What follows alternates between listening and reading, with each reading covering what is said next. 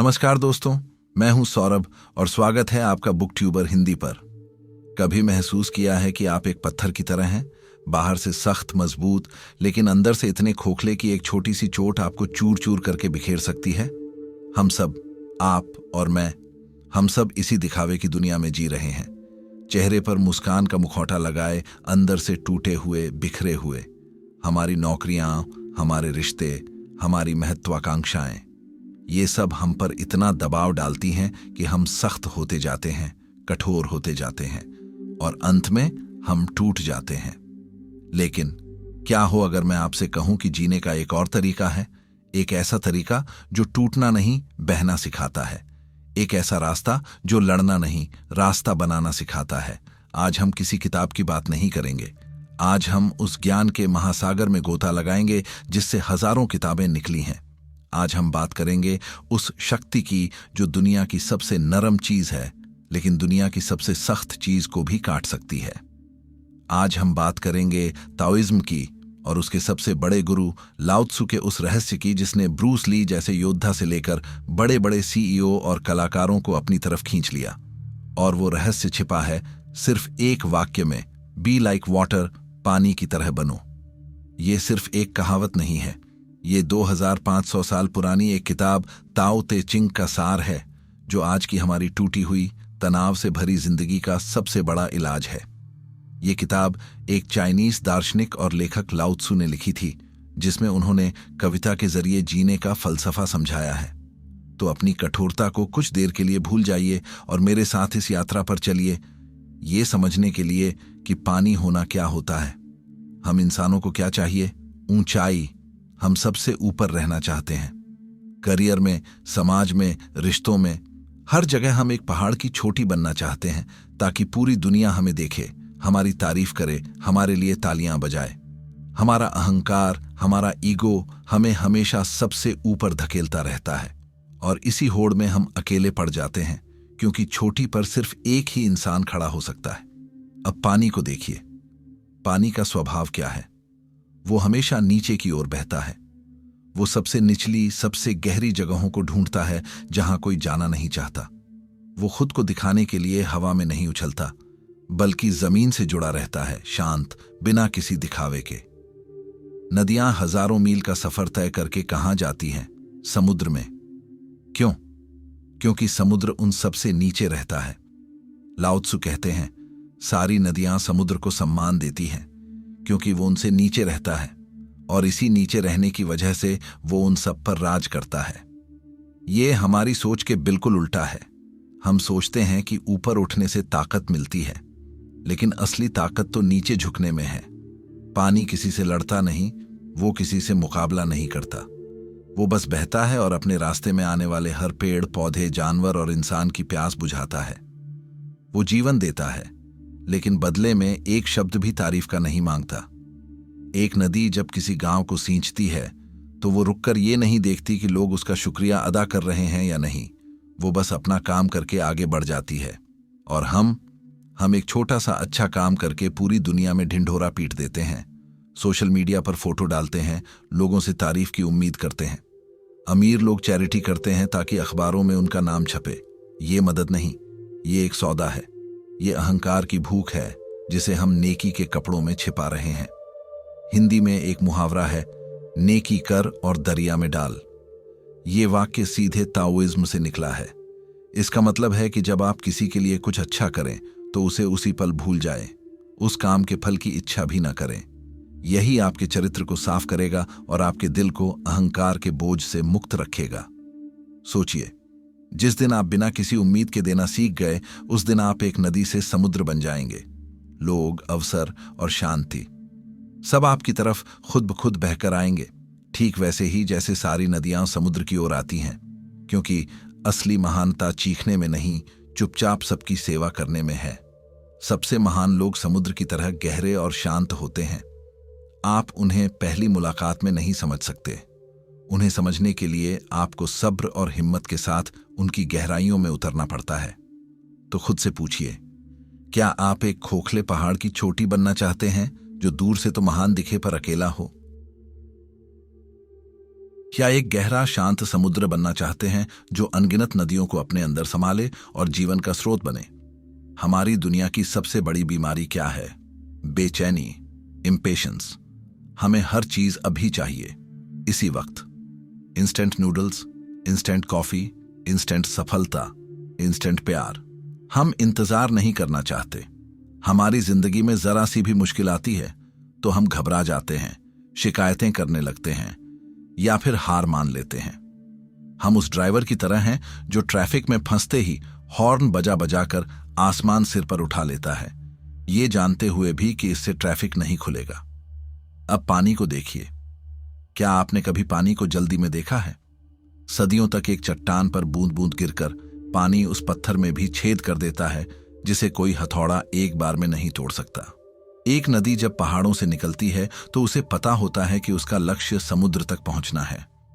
रास्ते में हजारों रुकावटें आती हैं, बड़े बड़े पत्थर, ऊंची नीची जमीन, लेकिन नदी क्या करती है? क्या वो पत्थर से लड़ती है? क्या वो चिल्लाती है? नहीं, वो बस अपना रास्ता बदल लेती है। वो पत्थर के बगल से होकर गुजर जाती है। वो बिना कोई शिकायत किए, बिना कोई ड्रामा किए शांति से बहती रहती है। उसे पता है कि अगर वो लगातार बहती रही तो एक दिन अपनी मंजिल तक पहुंच ही जाएगी। लाओ त्सु कहते हैं, मिट्टी से भरा गंदा पानी तब तक गंदा रहता है जब तक वो बहता रहता है या उसे हिलाया जाता है, लेकिन जैसे ही वो स्थिर होकर इंतजार करता है, सारी मिट्टी नीचे बैठ जाती है और पानी अपने आप साफ हो जाता है।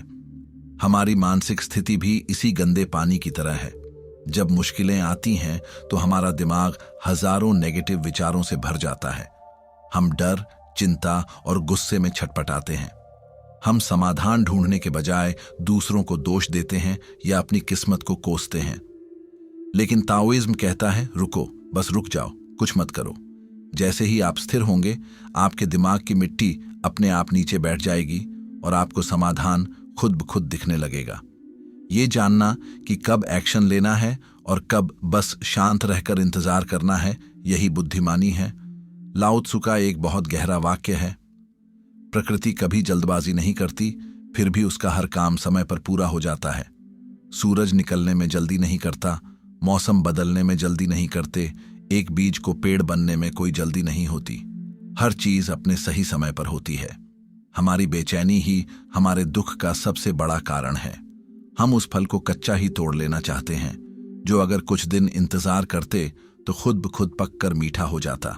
अगली बार जब जिंदगी में कोई मुश्किल आए तो शिकायत करने के बजाय पानी की तरह बन जाना, शांत हो जाना, स्थिर हो जाना और बस बहते रहना। आपकी स्थिरता और आपका धैर्य उस मुश्किल की चट्टान को भी धीरे धीरे रेत में बदल देगा। ब्रूस ली ने एक बार कहा था और यह वाक्य दुनिया भर में अमर हो गया, एम्प्टी योर माइंड।